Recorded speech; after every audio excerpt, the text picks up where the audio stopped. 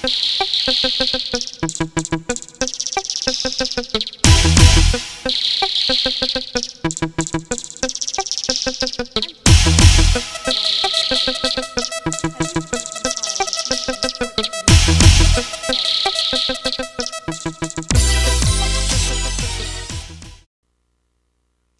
Terry Scott Mitchell, Water is Your Body consultant.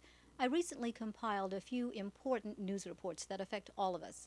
Reports that expose the recent and continuous outbreaks of salmonella poisoned and the deadly E.Coli virus that is sweeping the nation. Massive salmonella outbreak. The Centers for Disease Control said today it had sickened more than 800 Americans. The Food and Drug Administration says that it is no longer certain contaminated tomatoes are really to blame. Louise Schiavone has the details. Gone is the confident assertion from the Centers for Disease Control that a growing salmonella outbreak is linked to tomatoes. A lot of times vegetables are all eaten together, and trying to trace back one or more of the items in theory could provide the answer, but the trace backs are very difficult, so it's hard for the trace backs to provide an answer. So we continue to keep an open mind about the possible source of this outbreak. The list of confirmed cases is up to 810, with almost 100 requiring hospitalization. The outbreak spreads across 36 states and the District of Columbia. Texas and New Mexico are the hardest hit, with 342 cases in Texas, 85 in New Mexico. But with inspectors on the ground along a tomato supply path from Mexico and Florida, there seem to be more questions than before, including the question, are tomatoes really the cause? Essentially, what we've got to do here, and what we are doing, is to re-examine the whole thing, looking again, trying to identify new clusters. The FDA says it has been in a dialogue with tomato growers, but the growers we spoke with were surprised by the government's expressed doubts about the source of the salmonella outbreak.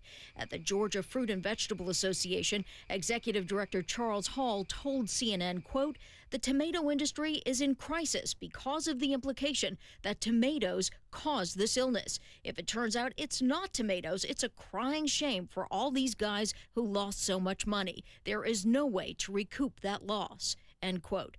This year, tomatoes in Georgia are selling at literally half their usual price, and the California Tomato Council believes that nationwide, losses could be $100 million.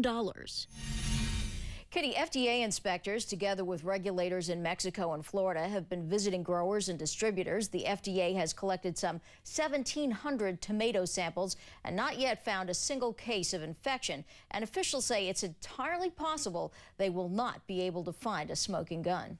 You know, Louise, I have to say, a week ago, you suggested and reported that perhaps it was not in the tomatoes, that they were not to blame. What did they say at that point?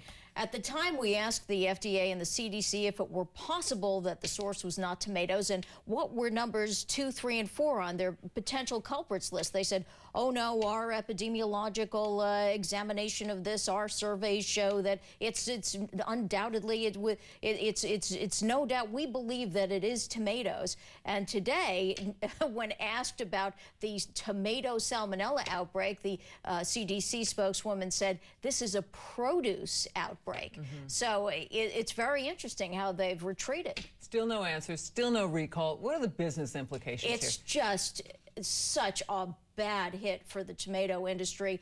At least in the United States, we know that it's $100 million. That's what we knew last week. But there are millions and millions of dollars lost, and some people say that they could well go out of business. It's a bad business environment to begin with, and to take this hit, it's a really bad time. It is a real disgrace. Thanks very much, Louise Schiavone. Well, time now for tonight's poll. Do you believe the FDA has any idea what is causing the salmonella outbreak that is sickening people around the country? Yes or no? Cast your vote at LouDobbs.com. We'll bring the results later in the broadcast.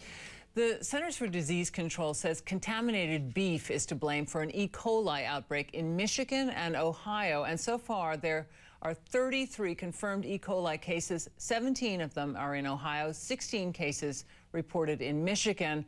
Cincinnati-based Kroger supermarket chain has voluntarily recalled ground beef sold in those 2 states. What's happening to that produce? Well, starting tomorrow, the Food and Drug Administration will allow food growers to start zapping spinach and iceberg lettuce with enough radiation to kill E. coli and other dangerous germs. The move was prompted by several outbreaks of E. coli linked to raw produce. The FDA stresses the process leaves no residual radiation and no radioactivity in the food. Irradiation of meat has been permitted for several years now.